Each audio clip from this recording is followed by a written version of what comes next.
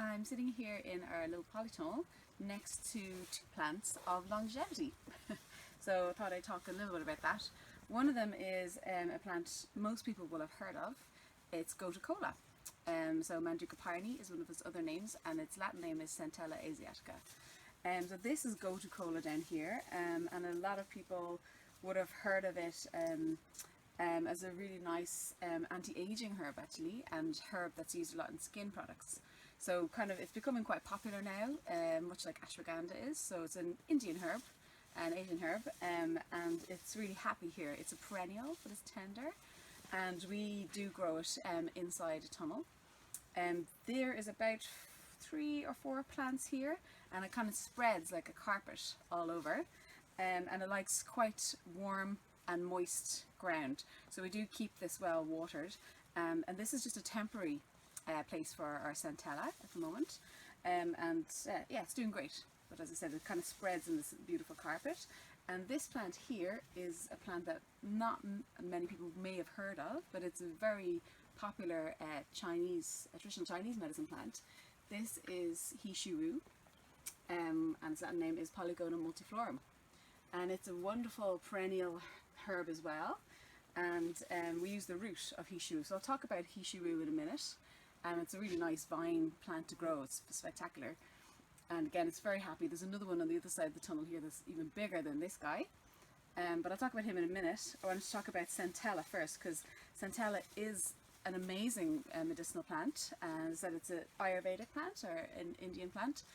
And we use it a lot, and I use it a lot in clinical practice too. And some of the things I really like to use it for are a few things. One of them is definitely for insomnia and for the nervous system, and to relax the whole nervous system.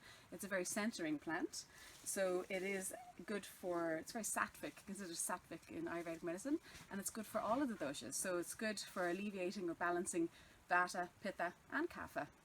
And I find it very useful for people who are very vata and pitta aggravated, who can't sleep. So it's a really nice cooling herb, and yeah, for the nervous system and for centering. And the other thing that you would find it most useful for is for skin issues. So one of the things that Gotu Kola does is that it actually brings more blood flow to the peripheral and to the skin in particular. So for a lot of people, whether it's acne or rosacea as well, whether maybe there's a bit too much blood flow going to the skin, this plant is very anti-inflammatory, is really useful to bring healing to the skin. And that's why it is thought of as a skin tonic and an anti-aging herb as well, because it is so useful for the skin. And I always think of a really good friend of mine, one of my closest friends, Siobhan Dignan, who's also a herbalist, who makes the most amazing Gotu Kola creams, and they are just fantastic. And Gotu Kola is used a lot now in the beauty industry, but she makes these amazing creams that are actually good enough to eat. And I do always remember Siobhan also saying to me that she would take Gotu Kola tincture internally when she was meditating, or when she was doing her yoga. Sorry, she felt that it was much more centering for her yoga practice. So that is one of the reasons why people do like Gotu Kola as well. It has that nice heart centering aspect to itself, and that's why it can be good for insomnia with people who are very vata pitta. But it also balances kapha, so it's a really nice plant all around. And as I said, beautiful for the skin because it brings more blood flow to the skin, and is thought as an anti-aging herb and a herb of longevity because of that. It's also used for hair loss as well, interestingly. So maybe that's another reason why it's thought of as an anti-aging herb. And the best way to take Gotu Kola, if you grow it, is to have it fresh. So basically we actually really like to pick it and just eat it in salads.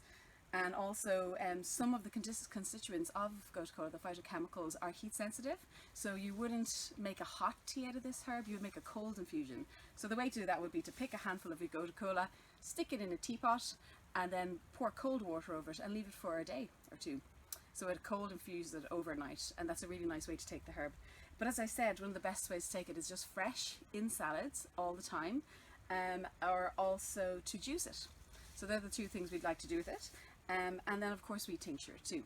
So we do make all our own tinctures. So we tincture, so you can use both the aerial parts, so the leaves when they're like this, and the roots, but we just like to tincture the leaves. And we will probably harvest this in a day or two, and I'd say we probably get about 2 or 3 litres of Centella asiatica tincture from this plant, which is loads. So that's the kind of amount in clinic per year I would probably use of this plant. So as I said, this is here temporarily.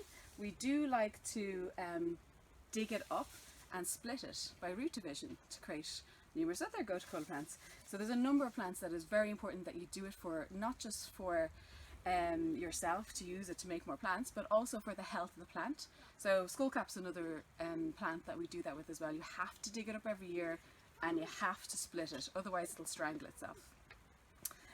So that's a little bit about Centella, and actually you can't see right here, but it's actually coming into flower. It's got these tiny little pink flowers, so it's flowering, just about flowering, and flowers are just opening at the moment, which is really nice. So this plant here is He Shou Wu, or Polygonum multiflorum, and well known in traditional Chinese medicine as a blood tonic, as a liver and a kidney tonic. And it does have a lot of other actions. It's astringent, it's anti-inflammatory, so there's loads of actions for it, but in traditional Chinese medicine it's a liver, kidney and a blood tonic. And that is mostly what I would use it for in clinic. It's the root of He Shou Wu that we use, and it's a really nice plant. You can actually divide it by root, or you can also layer it. So it's a nice planting technique, multiplying plant technique that we use is layering, and He Shou Wu seems to respond well to that. And I would use it mostly in clinic for menstrual disorders actually, and menopausal issues too, as a blood tonic. And the other thing that I would use it for a lot of is actually, and this is another reason probably why it's considered a herb of longevity too, is for hair greying and also hair thinning. So really interesting plant, and probably because of its blood tonic actions. But I was recently reading a study on this plant, and they were talking about, it was a clinical study that they did on this plant, and it was in relation to turning the hair back to black, so greying hair and whitening hair. And the whole research project was actually based on the fact that what happens to hair to make it go white or grey is actually an accumulation of hydrogen peroxide in the follicles or the hair shafts on the scalp.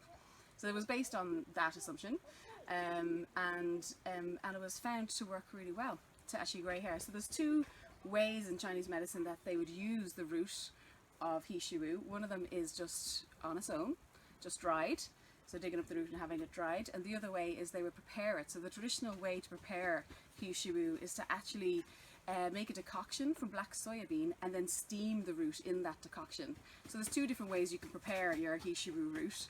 One of them you could just use it straight, or you can actually do that with it.